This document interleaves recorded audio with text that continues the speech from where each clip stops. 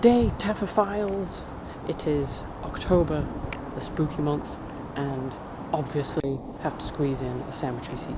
So, the small cemetery that I mentioned in my last cemetery seek, which was next to Thrumpton, this is Barton and Fabis. I'm not sure if it's Fabis, Fabis, whichever. Again, another very small town where I'm not going to be talking loudly because I should think I'll be annoying all the cute little quaint houses around here. But the adorable little bus that drove here last time got the same bus, so dropped me off the stop before.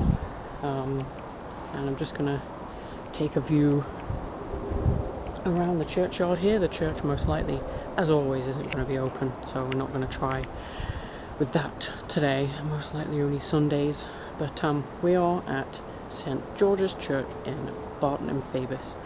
So I'll give us a bit of history as we walk around.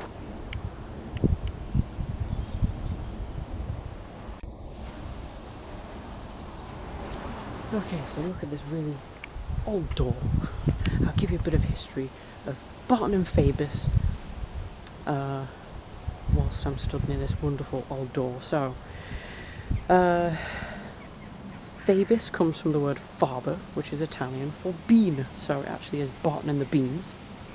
That came from the fact that around here was fields of beans, so that was what majority of farmland was used for. So if something is a Barton, it is a Saxon name deriving from Barton, which is a farm or grain enclosure. So there we go. Basically, this was farmland for beans.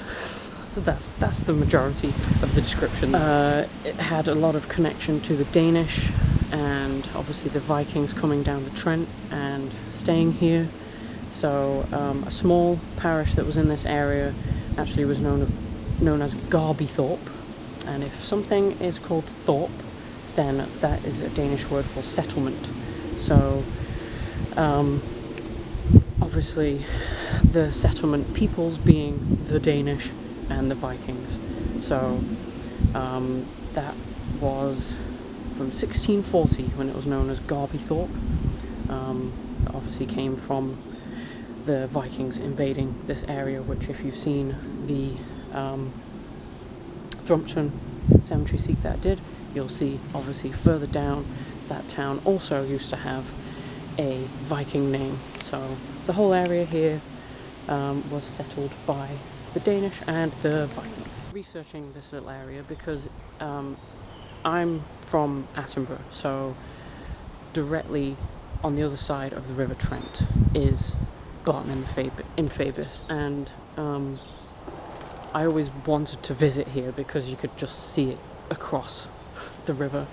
I did know a bit of history about it because my dad had told me there used to be little boats that would go over back in the day, but there wasn't that much history that I could look up, to be honest. I'd love to hear stories if anybody knows any. The only one main story that I kept finding about was in 1263 there was actually a murder here on the main path and steps. That apparently there was a guy that came over from Italy that wanted to own the church, I believe. Forgive me for not writing his name down. The history was kind of sketchy and I couldn't really work it out, but he basically had come and was like, oh, I'm gonna make this my church, I guess, and people disagreed. Something to do about faking his death. I really didn't get what the story was, but they stoned him to death right here. So that's nice, isn't it, everyone? So yes, as I mentioned about there being a little boat that would go over the river back and forth. This was during Victorian times. So this little area used to be known for its tea houses. So Victorians love tea, as do I, and I also like Victorians. So I felt kind of called to research this area. They would take a tiny little boat over that would cross at certain times of the day, and just wait for people to come back after they'd had their tea. So that continued up until the 1950s, because my dad remembers it from when he moved to where that he is now. That it even used to transport shire horses over to the fields and cattle at a later time. So I thought that was a lovely little bit of info there. I'm going to try and make my way down to the river because we're not very near it at the moment, but I know that you can walk in between Barton and Fabis and Thrumpton, and I wasn't going to risk it today just in case I couldn't find the way. There was a map in Thrumpton of the, what's it called, the Trent, something like the Trent walkway or something like that, where you can walk the whole River Trent. It'd take many hours, but that's the annoying thing, that you can't just cross over, because it's just the other side of the river, but you can't get there. You have to go all the way into town or all the way to Clifton to get to a bridge to cross over. So that little boat would have been very handy. And in regards to graves, there's not a lot here, but you can tell there used to be a lot more. It's a very bumpy ground. The majority that you see behind me are very eroded away, but we'll have a look at them, shall we? Pretty. So I'll look round the front. With these being the closest, they might be the oldest. We've got a very happy judgment angel there. They're a bit mermaidy. 1780. There's actually like singing words on there. Holy, holy, holy is the Lord. Actually reads on there. I can't read that at all. There's a lot of mould. Just had one of the locals that's been watching me, and they've just offered to let me in the church. So how great is that? We'll be doing that momentarily. Just before I forget, some awesome cherubs. They've lost their eyes. They're looking a bit spooky. Bit spooky. From 1765. That's Robert Hall. I'm liking that one. So lucky me. Got the place to myself because I was looking interested, I guess. Looking like a waif stray. Please let me in and let me look in your church. There is a beeping fire alarm that needs batteries changing, so you'll have to put up with that in the background. But look at these awesome things that are in here. We've got some really great old graves up on the walls. This is an amazing phrase on here.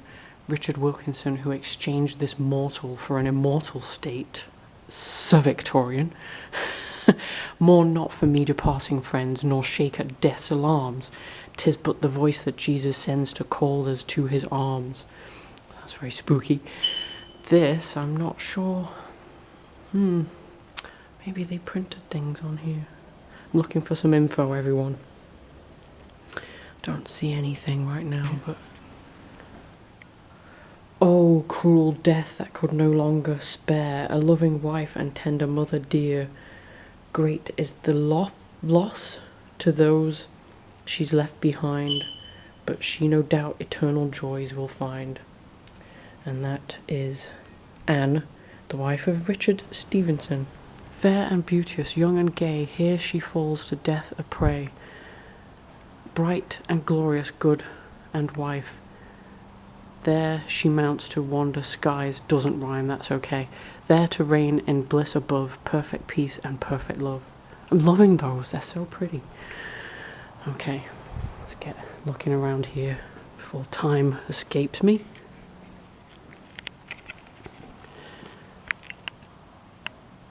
Beautiful old organ.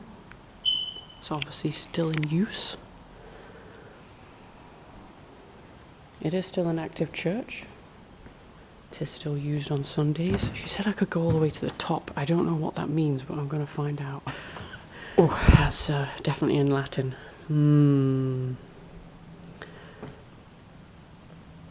Yeah, I can't read Latin, sadly, everyone, but in case anyone can, here we go. I'll stay there in case anybody can translate. Henry Stevenson. Yeah, so obviously this is the husband of the wife over there. Stay, gentle reader, spend a tear upon the dust that slumbers here, and when you read the state of me, think on the glass that runs for thee, as in a timer glass, obviously. All her afflictions she with patience bore, was not surprised when death was at ye door, for in her Maker was her only trust, in hopes to rise in glory with the just. Again, I absolutely love the old S's. So pretty. Will it be open? Let's find out. She said I could go to the top. I don't know what that means. I guess it means in here. Oh, I like the feeling in here. Feels very safe. Wonderful stone floor. And stone sides. Oh, look at that. Oh, this all covered up. I'm going to uncover it, obviously, but I will cover it back up, I promise. But I need to see what's under there. Near this table lies deposited the body of honest and good man Joseph Milner, who was the rector of this parish and the archdeaconry and son of William Milner, the rector of Shepwell in Hertfordshire. Should we see him? Should we have a look? I think they've covered it up because there's most likely bats in here. Hello. Wow, his face is definitely chopped off, and his wife sleeping next to him. Oh my goodness, look at those. William Sacheverell of Barton, Esquire, he married Tabitha, daughter and sole heir of James Spencer Gent, by whom he had issue. 2 sons and 2 daughters. He deceased the 8th day of March, 1616. Oh, look at those. Amazing. Just coming around the side here. Yes, you can see all the bat and bird poops. But there we go. There's his lovely wife. She has no hands. Good night. And again, another Sacheverell Esquire. I don't know if I'm saying that right, but beautiful coat of arms on the outside, up there. Seen better days, really has, but I guess it's nice that it's still here and they haven't. Oh, some music relation here. John Barrett Barton, 1839. Try and not get the shine on there. Like an oboe, is it? Got a picture of him playing it at the top there. There's a lot of boxes in front of it, so I can't get much closer. Ooh. There he is. If anyone knows of this guy as well. Oh, who doesn't enjoy a good old book? There we go. I'm being very careful. So you got all the sermons in that one. Oop. Oh, such a beautiful sound. Again, very, very old and crusty. Beautiful. So it is a beautifully peaceful church. I mean, obviously it's in the middle of nowhere, so clearly it will be. You know what? I've never looked at an organ this close. We've got all these little the psalm numbers here as well that they'll put on the side pedals.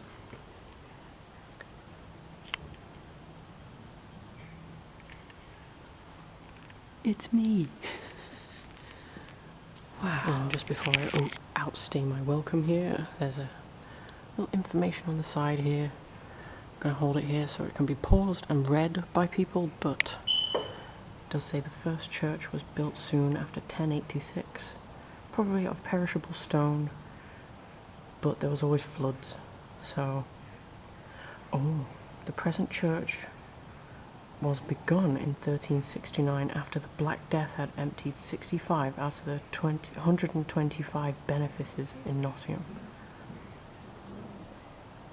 Wow, it was built just after the plague. Pretty amazing. Well, I'll take my leave. It was lovely for the neighbour of this place. I'll find out her name, but it was wonderful of her to let me in here. Should we close the big door?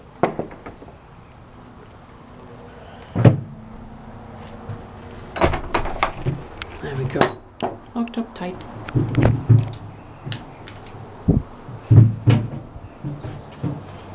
Tee-hee-hee, I actually got in, woohoo! Just before I leave, as it said inside about it being built in this year, 1693. That actually is above the door. There might have been a lamp here at some point, I guess, but that's nice that survived. So thanks to the lovely lady that lives near to the church itself, for opening the church, and I was just stood talking to her and her three lovely cats about the area and what is left of, as we were talking about, the Barton ferry. So she said if you just take 10 minutes walk around the corner, you'll find the river itself. So that's where I'm heading. Just want to make sure that I get there and back before the bus comes back. She said you go through fields and you get to the river, so that's where I'm going. I'm going quite fast, hot footing it over through these what looks like cabbage fields, but I'm pretty fast walker. I'm sure we'll make it in time. I've still got about 45 minutes. See if I can make it. So we've made it to the river just to finish this vlog off, specifically for there's not going to be any boat here, that I realise.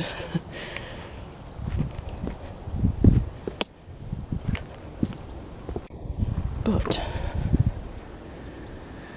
just be able to look over where it once was. Probably here, people probably pulled up and came over this way for trips to tea shops to enjoy their days out. Who knows what they were doing, as well as transporting shire horses, cattle, whichever. So, beautiful, peaceful day. It's a kind of history that I think needs remembering. The machine that was in the church, by the way, was a clock. Apparently there is one in East Leek, I think she said. So they're aiming to get it done up, put in a case in a museum somewhere, she was saying, because it's just gathering dust, and as I said, I couldn't find any info on it, so I was glad that she was there to tell me. So that's going to be a goodbye from me and at the river. It's toodle pip for now. Till next time, Taff Files, bye bye.